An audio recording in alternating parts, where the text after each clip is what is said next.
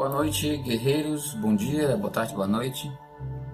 Eu venho aqui para tratar com vocês um assunto muito interessante acerca daquela passagem bíblica que fala que fomos feitos à imagem e semelhança de Deus. Em função de um comentário que foi colocado aqui no vídeo Eva e Adão existiram de fato, eu fiz um vídeo sobre esse assunto e um comentário foi feito, um comentário bem construtivo por um inscrito, creio que seja inscrito. O comentário diz o seguinte: discordo um pouco dessa visão de Deus como algo tão abstrato, tipo uma energia. Se fomos feitos à imagem e semelhança de Deus, então Deus tem forma. E ele fala, se ira, se arrepende, tem emoções. Falou com Moisés no deserto e se irou com ele. Se arrependeu de ter criado o homem, em Gênesis, no episódio dos Nefilins. Esse comentário veio em função de eu ter falado, nesse vídeo sobre Adão e Eva, que o Gênesis ele trabalha com alegorias, com metáforas. Então eu falei, bom, Deus não diz, Deus não fala, Deus não vê, porque no início de Gênesis diz, Deus disse, faça-se a luz, e a luz se fez. E Deus viu que a luz era boa, Então Deus vê, Deus fala no Gênesis, E eu falei que Deus não vê, Deus não fala, porque Deus não possui corpo, ele não está restrito à questão da fisicalidade, Ele transcende a própria fisicalidade, então ele não tem olhos para ver, ele não tem boca para falar, simplesmente a coisa é mais conceitual, eu falei. Deus pensa e a coisa acontece, ele na verdade não precisa nem pensar, simplesmente ele é, e as suas obras são de forma instantânea, ou seja, ele não precisa ver isso ou falar aquilo porque as coisas acontecem, porque ele nem fala, ele nem vê, ele não possui corpo. Então a pessoa disse, foi o que a pessoa disse, discordo dessa visão de Deus como algo tão abstrato, tipo uma energia, botou entre aspas, energia. Eu também discordo, eu não creio que Deus seja uma energia. Abstrato, creio que seja, ou seja, Deus não possui tamanho, não possui peso, não possui forma, não possui cor, não possui características físicas, nem cordas vocais, nem olhos, ele não está restrito a um corpo físico, então ele realmente não está dentro dessas limitações. Deus é absolutamente o todo do universo, Quando eu digo todo do universo, eu não estou remetendo a uma questão panteísta aqui, Quem não sabe o que é panteísmo, pesquise, porque não é o assunto desse vídeo aqui. Eu também não creio num Deus energia panteísta, ou seja, que Deus seria uma espécie de energia, como creem os esoteristas panteístas, Eu vou ter que explicar um pouquinho o que é panteísmo. Panteísmo é a ideia de que Deus é o próprio universo. Deus seria uma energia impessoal que transpassa, que perpassa todas as coisas do universo. Então, na verdade, Deus não está por de fora do próprio universo e o criou. Deus é o próprio universo. Isso que tudo que estamos ao nosso redor é Deus. Ou seja, esse mouse é Deus, esse fone de ouvido é Deus, esse computador é Deus, eu sou Deus, a natureza é Deus, o planeta é Deus, o universo é Deus. Deus é tudo, Deus está em todas as coisas. É como se fosse uma energia que se manifesta em cada uma das coisas no mundo. Então não há um criador e uma coisa criada. Deus é o próprio universo. E Deus é impessoal. Nessa visão panteísta, Deus ele é impessoal, ele não é alguém. Ele é uma coisa, ele é uma energia. Imagine a energia elétrica, A energia elétrica que passa por dentro dos filamentos, dentro dos cabos. Deus é como se fosse uma energia que se manifesta nas coisas, mas que não possui consciência, não é alguém. Eu não posso me dirigir a Deus, amá-lo, eu não posso ser amado por ele, porque Deus não é uma pessoa, não é alguém, ele é apenas uma energia impessoal, Bom, eu não creio nisso também, nisso eu concordo com essa moça aqui que comentou. Não creio que Deus seja uma energia, creio que ele seja abstrato, ou seja, irrestrito, Ele está para além de todas as condições de limitação da fisicalidade, ou seja, extremamente abstrato, extremamente conceitual, mas não uma energia impessoal como pregam os esoteristas e os panteístas. E aí essa pessoa continua e diz o seguinte: se fomos feitos à imagem e semelhança de Deus, então Deus tem forma. Agora vamos começar a entrar no assunto, O que eu entendo a respeito desse versículo. Deixa eu pegar a Bíblia para dar uma olhada. Então diz assim em Gênesis 1:26, né? Também disse Deus: façamos o homem à nossa imagem, conforme a nossa semelhança.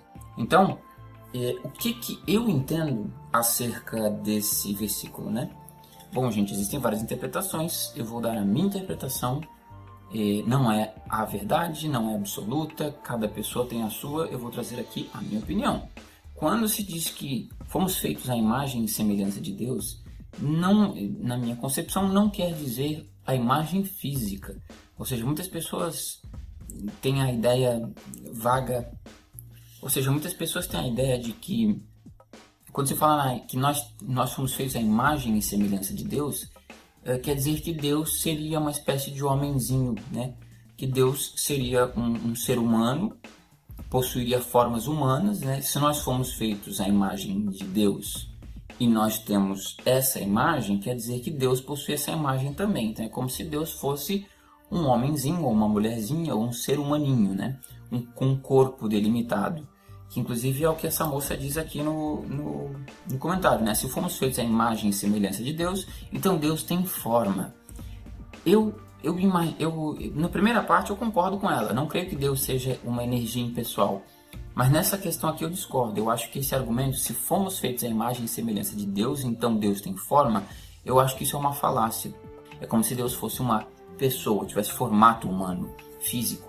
Bom, por que eu não compreendo dessa forma? Primeiramente, Deus, ele é maior do que todas as coisas, ele está para além de tudo. Ele não pode haver nada mais antigo do que Deus, não pode haver nada maior do que Deus, não pode haver nada depois, antes de Deus. Por exemplo, se houver algo antes de Deus, esse algo é maior do que Deus, é mais antigo do que Deus, porque Deus é posterior a ele. Então, Deus não é Deus, porque há algo maior e mais antigo do que ele. Então não pode haver nada para trás de Deus.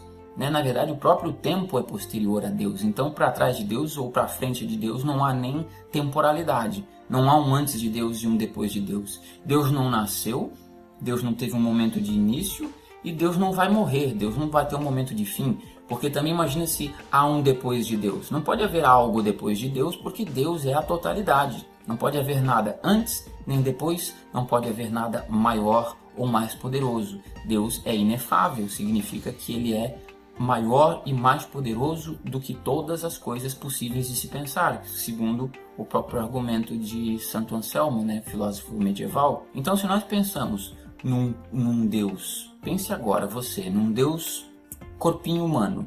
Pense num velhinho barbado segurando um cajadinho sentado numa poltrona. A figura caricata de Deus, né? Esse Deus que seria um velhinho barbado. Imagine esse Deus agora. Você o está imaginando em um local.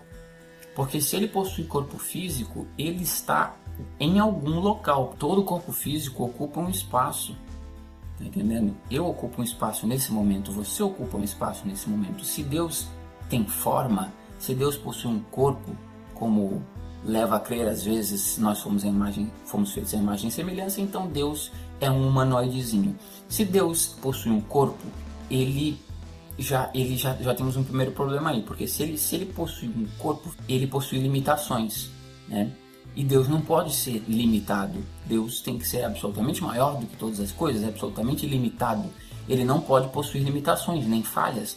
Então, se ele é um corpo físico, ele já está limitado a um corpo. Então não é Deus. E já estando limitado no corpo, pior ainda, este corpo tem que ocupar um local no espaço. Então quer dizer que existe um espaço em volta de Deus.